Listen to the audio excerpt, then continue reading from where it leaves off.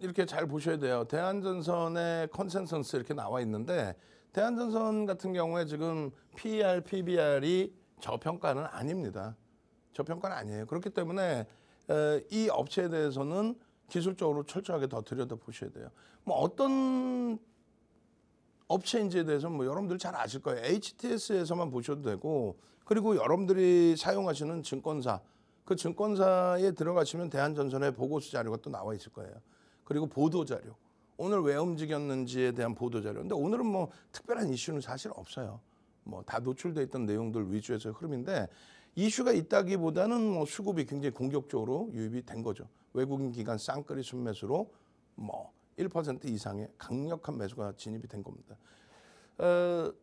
초고압 케이블을 생산하고 판매하고 관련 공사 진행하고 하는 종합 전선 회사예요. 그래서 뭐 여러 내용들이 있는데 결국은 갑자기 이렇게 불거진 부분의 흐름은 요 세 가지죠. 미국의 행정부에서 향후에 5년간 미국 내에 송전선을 개선시키겠다. 이 부분에 대해서 이제 대선 기준에서의 대선 공약 정책이 되는 거예요. 그러니까 미국의 이제 대선 정책주로서 부각이 된 거고, 트럼프 전 대통령 진영에서도 같은 내용을 더 강력하게 우리도 진행하겠다. 이 내용이 있어요. 그래서 이 부분이 불거지면서 그 다음 범위에 빅테크, AI 데이터 센터의 확장, 이 부분이 이제 더 불거져 있는 거죠. 그러니까 뭐 미국의 정치 이슈에 따른 정책주입니다. 이런 내용보다는 AI 데이터 센터 확장에 따른 수요가 증가하고 있습니다. 근데 그 전력 수요에 대한 뭐 전선이라든가 변압기의 수요가 굉장히 노후돼서 교체해야 되는 시기라 그 실적 개선폭이 있습니다. 이 내용이 나온단 말이에요. 근데 우선순위는 제가 말씀드리는 건 1.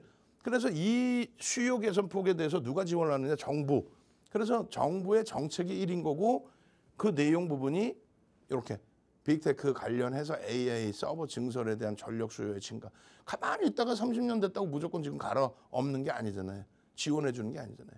그래서 두 번째 것을 명분으로 첫 번째 것. 그래서 첫 번째 것이 진행이 되면서, 다시 얘기한다면 2020년도에 미국의 바이든 대통령이 후보 시절일 때 민주당의 경우는 친환경이잖아요. 항상 신재생 에너지였습니다. 근데 그 부분을 갑자기 뜬금없이 전기차를 얘기를 해요.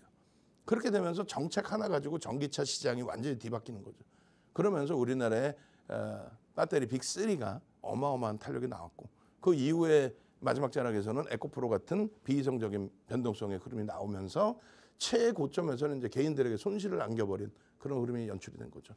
결론적으로 1, 2, 3 이렇게 기준을 잡으시면 돼요. 결론은 미국 대선의 정책주의고, 그리고 AI 수요에 따른 AI 전력 수요에 따른 변압기, 전선, 교체 작업 뭐 이런 부분들, 그 부분이 펀더멘탈적으로 지금 저평가 상태를 형성시켜 줄 수 있느냐라고 할 때 그건 아니다. 저평가는 아니다. 저평가는 아닌데 어떻게 주가가 갈 수 있느냐. 2차 전지는 날아다녔죠. 마찬가지예요. 바이오주들 날아다녔죠. 마찬가지예요.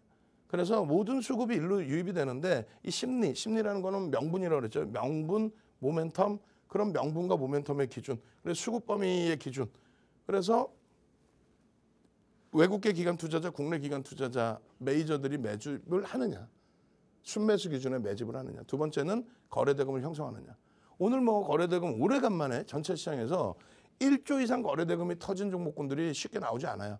근데 오늘 오래간만에 거래대금 1조 이상이 터지면서 대한전선이 상한가 수준까지 올라간 거예요. 2월 8일 날 한미반도체가 강보합 수준에서 6조에서 얼마요? 30% 올라오고 8조 수준까지. 그러니까 6만 원대 초반에서부터 7만 8,500원까지 상한가가 나왔어요. 근데 뭐 시가총액 3조 원대 1억 8,600만 주짜리거든요. 대한전선 오늘 15,000원에 시작했단 말이에요. 3조짜리 종목이 상한가 수준까지 올라오면서 3조 7천억, 뭐 8천억 이렇게 올라온 거죠. 결론적으로 잘 보세요. 4월 26일부터예요. 뭐 오늘 잠깐 반짝 떴다 그 개념이 아니라 4월 26일 날 대한전선입니다. 13,570원. 오늘 고점 18,900원. 여기서부터 5,400원이 더 올라온 거예요. 40% 이상. 마찬가지입니다. 5월 7일 날 14,270원. 여기서부터 얼마요? 18,900원까지 올랐어요. 4,600원이 올라온 거예요. 어마어마하죠. 그리고 그 이후의 흐름에서 거래가 주춤거렸다가 거래가 터집니다. 거래가 터지면서 대한전선 29.45%, 18,900원까지. 그 흐름 속에서 상승률 4위, 오늘 우리나라 시장 전체 시장에서 상승률 4위, 그리고 1조 이상짜리 종목에서 상승률 1위, 그리고 거래대금 1조 5천억 수준까지 터졌네요. 장중에 제가 본 게 1조 3천억 수준이었고 1조 5천억까지 터지면서 거래대금 1위. 거래대금 수반되면서의 흐름으로 움직임. 14,910원에 포착돼서 요 가격. 부럽죠? 저도 부러워요. 검색기 하나 있으면은 대한전선 15,170원 아니라 그랬잖아요. 15,170원에서부터 얼마? 뭐 29.45%? 18,900원 아니라니까. 진입하고 나서 23.55라고 표시되어 있죠. 이게 그럼 얼마에 진입된 거예요? 가격이 15,170원이 아니고 1차 VI, 2차 VI 이렇게 다 뭐 움직임이 나왔는데 결론은 대한전선의 기준에서 포착된 거는 18,900원대 포착된 거예요. 그렇게 해서 여기서 추천거릴 때 수급 범위가 딱 정해져 있었어요. 여기서 프로그램 매도 30만 주 매도해서 매수세로 전환이 되면서 개장초, 시초가 그리고 개장초 고점을 넘긴 거고요. 그리고 나서 17,000원 공방 나올 때가 60만 주였어요. 그리고 17,000원을 여기를 넘길 때가 100만 주를 넘어섭니다. 이 주식수 몇 주라 그랬어요? 1억 8,600만 주. 이런 걸 다 기억하고 있어야 돼요. 그래서 얼마큼의 수급 강도가 들어왔을 때 탄력을 받을 수 있느냐. 그래서 17,000원이면은 전일 대비해서 16%. 우리는 16% 넘어가면 매수 안 하죠. 그러니까 16,900원대까지만 딱 매수를 할 수 있는 범위였단 말이에요. 그러고 나서 요 자락을 형성하고 움직임이 나올 때 이게 18,450원인데 요 자락을 형성하고 움직임이 나올 때가 22,220만 주 매수. 그러고 나서 차익 실현의 범위를 설정을 잡아드려요. 이렇게 텍스 전략까지. 종목, 매직, 계산기, 텍스 전략, 그리고 나서의 흐름. 결론은 18,900원까지 올라서고 탈퇴 신호가 나오는데 이렇게 되면 평균 18,000원대 초반에서는 일단 1차적인 차익 실현. 1차적인. 그러고 나서 17,000원대까지 다시 밀릴 때 수급이 160만 주. 그럼 어떻게 돼? 재편입이죠. 재편입. 그리고 18,000원대 초반에 마무리가 됐습니다.